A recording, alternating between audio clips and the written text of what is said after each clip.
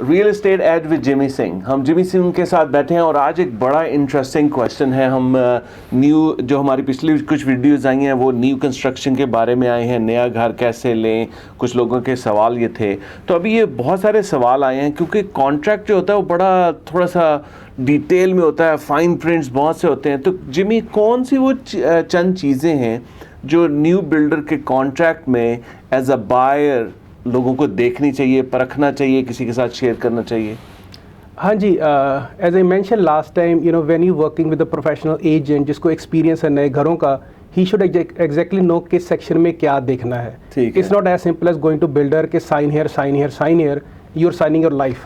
You know what I mean? And you at least as a savvy consumer आपको पता होना चाहिए मैं किस पे साइन कर रहा हूँ। So सबसे पहली बात है कि जब हम फ्लोर प्लान पिक करते हैं, ठीक है, ऑब्वियसली लास्ट टाइम बात की थी, जो बिल्डर का एजेंट है वो तो बिल्डर की ही बात करेगा, आपको कुछ बोलेगा नहीं। But if you have a good agent, he should B you know telling you कि कौन सा फ्लोर प्लान रीसेबिलिटी के लिए भी अच्छा है। आपके अलावा अगर मार्केट में हम जाते हैं, अगर आप 1+10 कॉन्डो ले रहे हैं, 1 ले रहे हैं, इवन घर ले रहे हैं, so he has to look in the market के जब बेचने का समय आएगा बायर क्या डिमांड करते हैं। क्या ऊपर 4 बेडरूम के साथ 2 ऑन स्वीट डिमांड करते हैं, क्या वो डिमांड करते हैं लॉन्ड्री इधर हो। सो फंक्शनल स्पेस कितनी है, there is no wastage space. I am pretty sure आप कई बार अपने दोस्तों के साथ घर जाते होंगे, किसी के घर जाएंगे, आप देखेंगे यार ये तो जगह वेस्ट ही है, right. So last time we talk about quality builder, quantity builder, right. So वही बात आ जाती है, जो अच्छा आर्किटेक्ट है he utilize the space properly. So आपको ये देखना है कि फ्लोर प्लान जो है उसकी यूटिलाइजेशन कैसे की गई है, नंबर 1।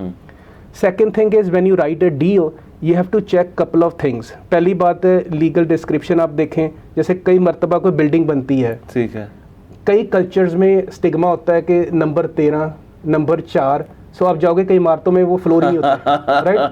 आप सोच रहे हो कि मेरे को इस फ्लोर पे चाहिए, राइट, एंड जब legal you know like Asian number 13 is a big thing in north America. Asian जो है चाइनीज क्लाइंट्स हैं कई, वो 4 को पसंद नहीं करते। अच्छा, नंबर ऑफ डेथ, ठीक है, राइट। सो वो कहते हैं भी हमें ये लेना ही नहीं है, व्हाटएवर। पर you have to understand sometime legal description and unit number might be different. तो लेट्स से बिल्डर ने फ्लोर मिस कर दिया, ओके, तो मतलब जब लीगल डिस्क्रिप्शन आएगी उसमें आ जाएगा कि वो कौन से फ्लोर पे है। पर जब हम लीगल डिस्क्रिप्शन लिखेंगे उसमें वो फ्लोर मिस होगा, उसमें आप दोबारा से 4 आया होगा। So if that is something important you have to you know check कि लीगल क्या है, क्या जो आपने नाम लिखे हुए हैं वो मतलब आपके सही स्पेलिंग है।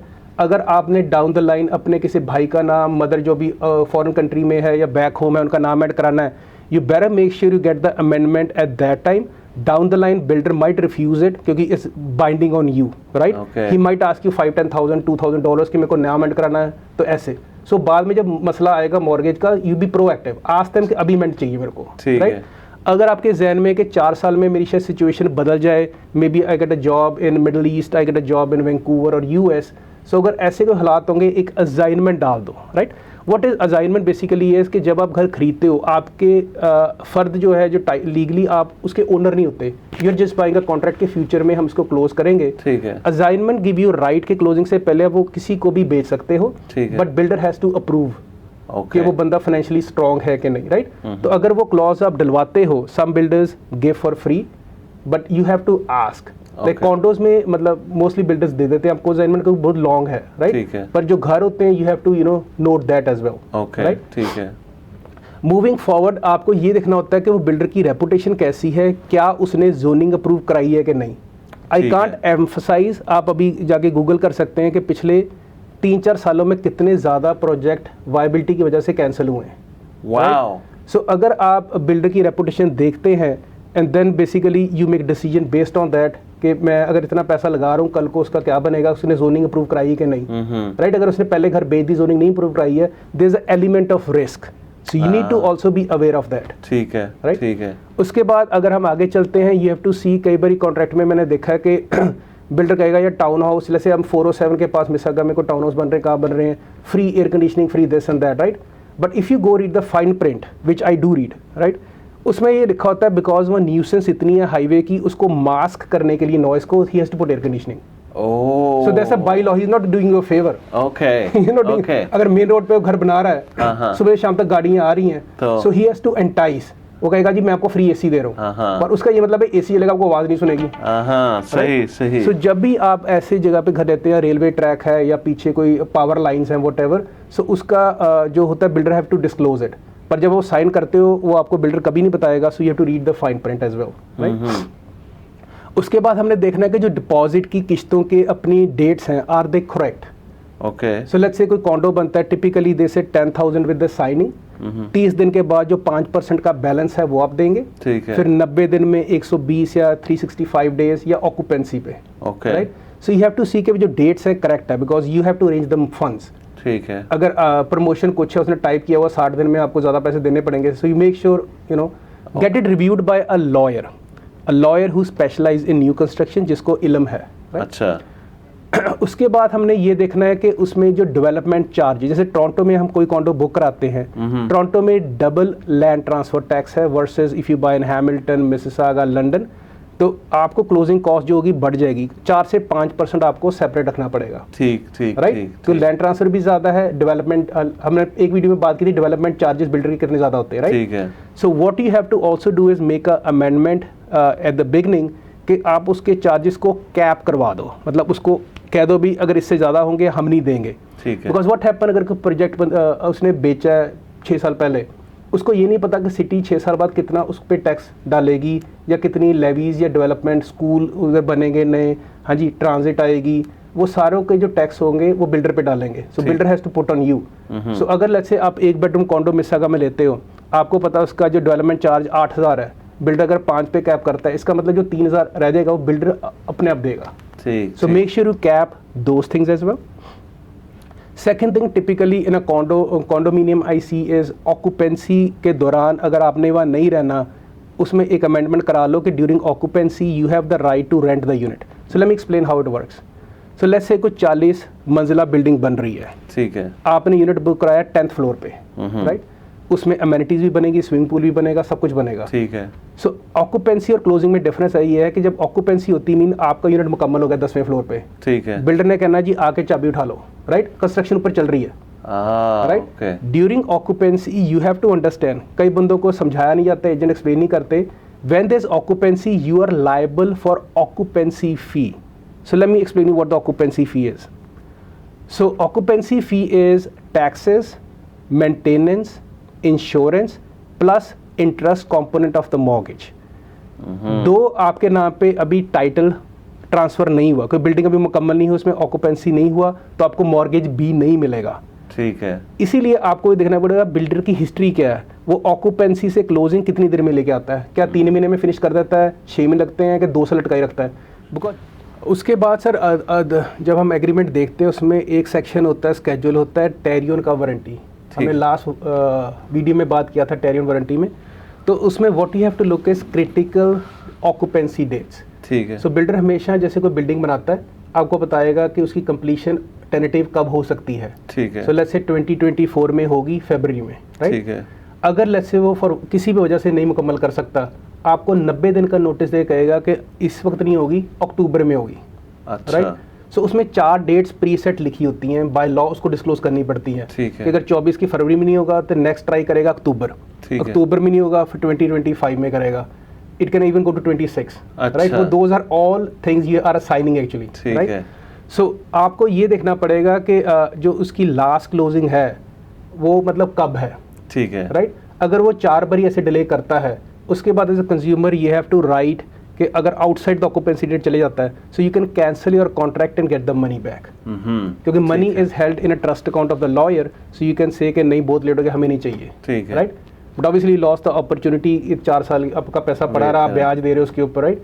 So this is very critical कि हम कौन से बिल्डर से प्रोडक्ट खरीद रहे हैं, और as I said a knowledgeable agent जब आप किसी को हायर करते हो, so he should be able to guide you के यू नो कि 4 बिल्डर बना रहे हैं, इनमें से सर इसकी रेपुटेशन अच्छी है, you go for it, you can do your own research, सही। और जो लास्ट सबसे बड़ा जो कंपोनेंट है, as I said elephant in the room is HST, हम बात नहीं करते उसकी, right. So when you buy any house with the builder, जो उसका परचेज प्राइस होता है, ठीक, मोस्टली HST इज इंक्लूसिव, उसने लिखा होता है HST इंक्लूसिव, ठीक है। What it means is it is applicable for consumer who are moving themselves, आपका प्राइमरी रेजिडेंस है, ठीक है, तो वो सही है।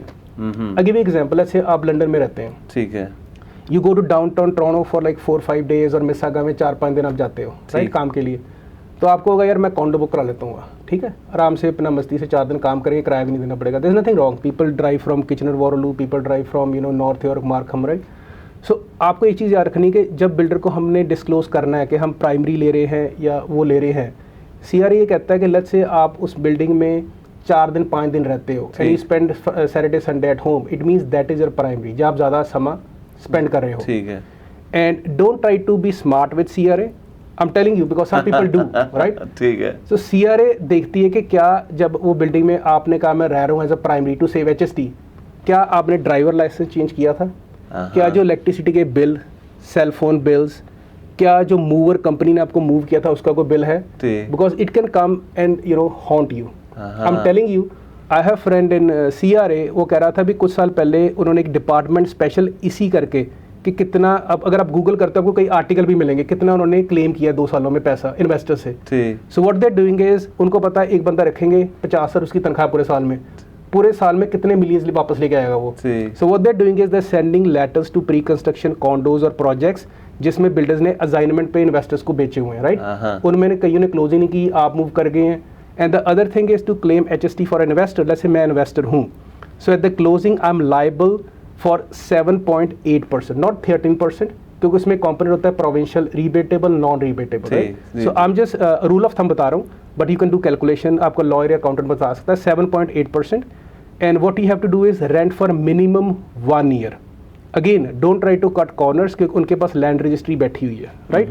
अगर 1 साल पहले से बेचते हैं, उन्होंने टाइटल चेक कर लेना भी बंदा बेच गया साल तो पहला, and they can send you letter से सर लगाओ 24 सर लेके आओ right. So you can get 24,000 back. So what you have to do is, जैसे क्लोजिंग होती है आपका एजेंट लीज करता है, say if I sell to my clients, मैं उनके लिए टेनेंट ढूंढता हूँ, मैं लीज करता हूँ, तो उनको 1 साल की लीज की कॉपी लॉयर को आप देंगे और क्लोजिंग एडजस्टमेंट स्टेटमेंट देंगे जब आप शो करेंगे मैंने HST सरकार को CRA को रिमिट की हुई है. ठीक है. तो with in a span of 2 to 3 months आपके घर में चेक आ जाएगा. मैंने एक बुक कराया था प्रॉपर्टी 2 साल पहले, I think within month and half they give me back. You have to follow the law right. Second thing they look is कि ब्लड रिलेशन होना चाहिए. लेट्स से मैंने घर बुक कराया अपनी बेटी के नाम पे, यूनिवर्सिटी जा रही, आपकी बेटी अगर लेट्स से किचन वाटरलू जा रही है, आपको अगर 5 साल कराया के देना, 2-3 लड़कियां इकट्ठी रह के अपना कॉन्डो ले लेंगी. That's very common. I sell condos in Waterloo as well. So वो उसमें क्या होता है कि अगर आपका खून है, it can be your mother, it can be brother, it can be sister, it can be common law, it can be your spouse.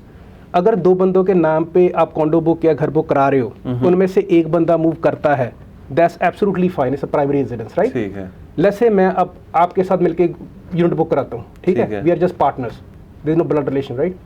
अगर आप टाइटल में हम 2 बंदे हैं, मूव मैं कर रहा हूँ, ठीक है, then I have to submit all HST, it's not my primary. ये जब CRA लिखती है ना बुक में छोटे छोटे पॉइंट होते हैं, C सेक्शन, D सेक्शन, उसमें से एक सेक्शन ये भी है, it has to be blood relation. और पार्टनर करते हैं या आपका कोई चाचा ताया uncle cousin aunty, they don't consider blood relation. So अगर वो को साइन करके कोई ले रहा है, अब आपने आंटी मूव नहीं कर रही, यू हैव टू पे HST.